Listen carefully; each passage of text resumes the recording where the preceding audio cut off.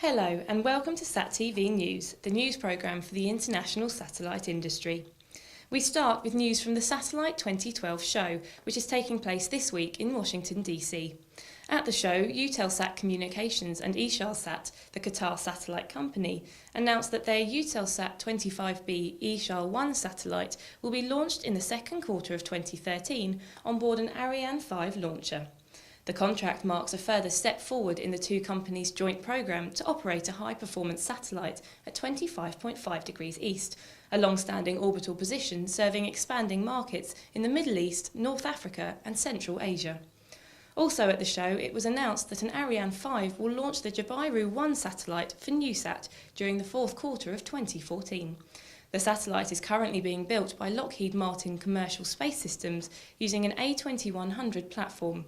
It will be fitted with 50 Ka-band transponders to provide flexible communication solutions across Asia, the Middle East and Eastern Africa.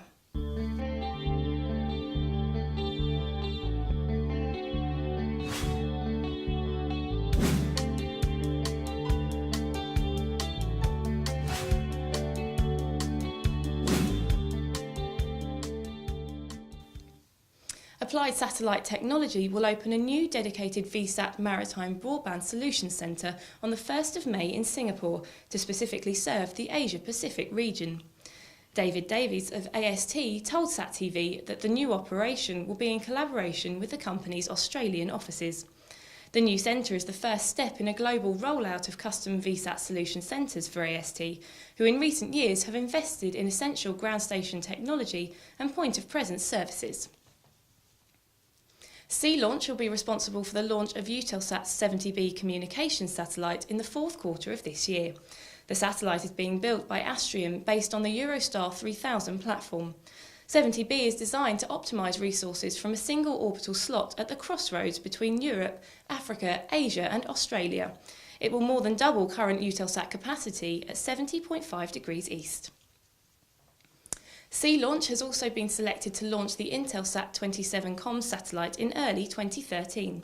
Intelsat 27 will be placed into an optimised geosynchronous transfer orbit by a Sea Launch Zenit 3SL rocket from Sea Launch's launch platform Odyssey at its equatorial launch site in the Pacific Ocean.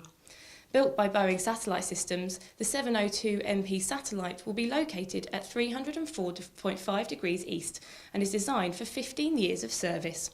This is the last satellite in Intelsat's global mobility network, as Gabby explains.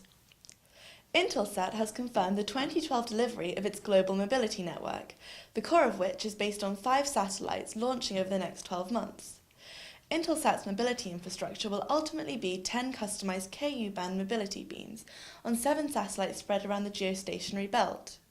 The launch of Intelsat 22, currently planned for late March, will kick off Intelsat's busy launch year. The satellite will be positioned at 72 degrees east over the Indian Ocean region, joining the previously launched Intelsat 14 and Intelsat 18 satellites with additional mobility beams. Over the next 12 months, Intelsat will complete its mobility fabric with the launches of Intelsat 19, 20, 21 and 27. Intelsat Senior Vice President of Global Sales, Kurt Riegelman, told SatTV that the planned mobility infrastructure represents a major step forward for customers with on-the-move global communication needs, adding that maritime and aeronautical customers will benefit from robust, always-on connections at true broadband speed.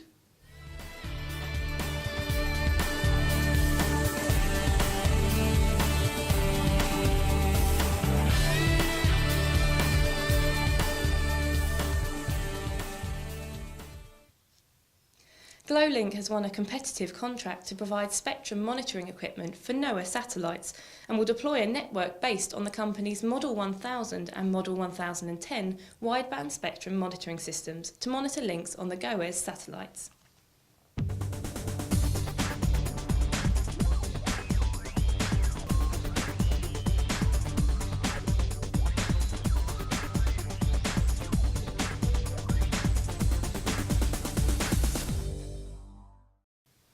Rollins Corporation has awarded Globecom Systems its first managed services contract utilising the company's Tempo Enterprise Media platform.